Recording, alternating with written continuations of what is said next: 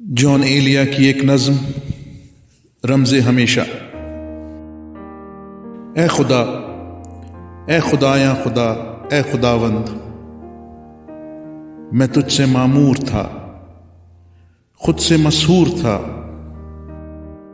اور ایک میں ہی کیا، نیلگو آسمانوں سے دیوان خانے کی سرسبز نکھت نفس کیاریوں تک کا سارا سما تجھ سے معمور تھا، خود سے مسحور تھا۔ شہر میں معجزوں اور موسم کے میووں کی بہتات تھی، اور میووں کی چاہے کسی فصل میں کچھ کمی بھی ہوئی ہو، مگر معجزے روز افزوں تھے۔ ایمان کا ابر بازل دلوں کی زراعت کو شاداب رکھتا تھا، شام و سحر اپنے مرموز آغاز و انجام کے حسن میں محو رہتے تھے۔ وہ دور اپنے تحیر کی خرسند حالت میں اور اپنے ابہام کی دست و دل باز سمتوں کے پندارہ پرور مرامیز کی ہر علامت میں ایک خواب کا خواب تھا۔ خواب کی روبروئی تھی اور چار سوئی تھی، ہم خواب تھے اور خوابوں میں مشغول تھے۔ ایک دن شہر کے ایک شیوا بیاں اور خوش لہجہ نثار دیوان خانے میں تشریف لائے، جہاں ابن سکیت کا تذکرہ ہو رہا تھا۔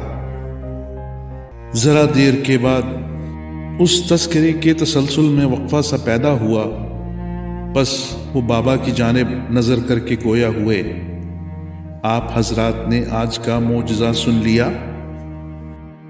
ان پر ایک حالت گریہ طاری تھی۔ پھر وہ گلوگیر آواز میں ساری روداد اس معجزے کی سنانے لگے جو عزا خانہ شاہ مسکین میں دیکھ کر آئے تھے۔ مجھ کو ان کا بیان آج بھی یاد ہے۔ ایک جواں حالت جاں کنی میں ذریعہ مقدس کے محضر میں لایا گیا اور اس کو علم کے پھریرے کی انفاس پرور ہوا دی گئی، اور پھر یہ ہوا وہ جواں اس طرح چونک اٹھا جیسے اب تک وہ سویا ہوا تھا، مگر اب کسی کے جگانے سے یک بارگی جاگ اٹھا ہے۔ اسے ایک نئی زندگی مل گئی تھی۔ وہاں کوئی بھی شخص ایسا نہیں تھا جسے اس پر حیرت ہوئی ہو کہ یہ بات تو چھوٹے حضرت کے صدقے میں ہونی ہی تھی۔ وہ خجستہ وہ خوش ماجرا روز و شب، وہ خجستہ وہ خوش ماجرا روز و شب ہی نہ تھے، ایک زمانے الوہی کا انعام جاری تھے، اور ایک رمز ہمیشہ کا سرچشمہ جاویداں تھے۔ وہ سرچشمہ جاویداں جس کی تاثیر سے اپنا احساس ذات ایک الہام تھا، جس سے روح دروبام سرشار تھی۔ اس فضا میں کوئی شے فقط شے نہ تھی، ایک معانی تھی، معنی کا فیضان تھی۔ کتنا شفاف تھا روح کا آسماں، کتنا شفاف تھا روح کا آسماں، کتنی شاداب تھی آگہی کی زمین۔ ہم کو اپنا نسب نامہ تا آدم بلبشر یاد تھا، قبل تاریخ کی ساری تاریخ ذہنوں میں محفوظ تھی۔ ہم کو صبح نخستین ایجاد سے اپنے اجداد تک، اپنے دالان و در ان کی بنیاد تک ساری تفصیل کون و مکاں یاد تھی۔ ہم سب اپنے یقین و گما کے فرحناک اسرار میں شاد و خرم تھے، خوش بین و خرسند تھے۔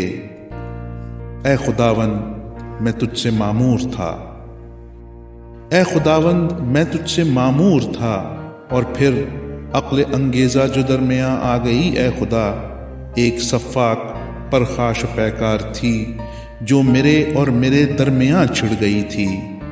میرے ذہن میں ناسزا جاں گزا آگہی کا جہنم بھڑکنے لگا، اور پھر وہ زمانہ بھی آیا کہ جب میں تیرے باب میں مزمحل ہو گیا۔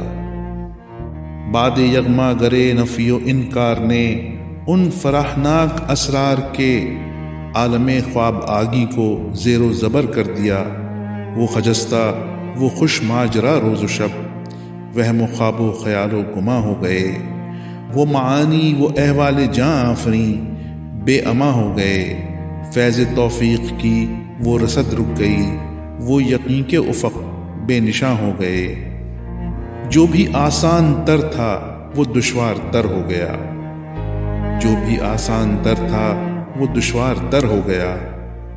میری حالت یہ تھی، میری حالت یہ تھی جیسے میں ایک سفر کردہ دور افتادہ ہوں اور ایقان فرخندہ و برگزیدہ کی وہ سرزمی میرے لمسے کفے پا سے قرنوں کی دوری میں گم ہو چکی ہے۔ میں تنہا ہوں، بے چارہ ہوں، میں تنہا ہوں، بے چارہ ہوں۔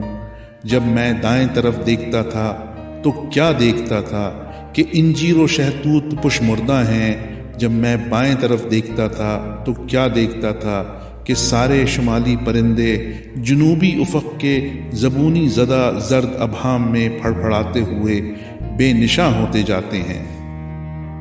تب میں نے گزرے زمانوں میں اور آنے والے زمانوں میں فریاد کی، تب میں نے گزرے زمانوں میں اور آنے والے زمانوں میں فریاد کی، اے خدا، اے خداوند، اے خدا، اے خداوند، اب میرا باطن ذات ویران ہے، اب درون دروں اور بیرون بیرون فقط ایک خلا ہے، فقط ایک لا، دہر دہر اور دیوم دیوم میں اب عدم در عدم کے سوا کچھ نہیں۔ اے خداوند تو کیا ہوا، اے خداوند تو کیا ہوا، مجھ کو تیرے نہ ہونے کی عادت نہیں۔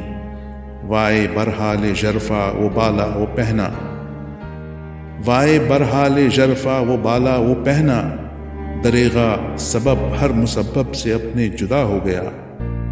حسرتا کہکشاؤں کے گلوں کا چوپان کوئی نہیں، اور پھر میں نے موجود کے دائرے کی نہایت پر نالہ کیا، اے یقین کے گماں، اے گماں کے یقین،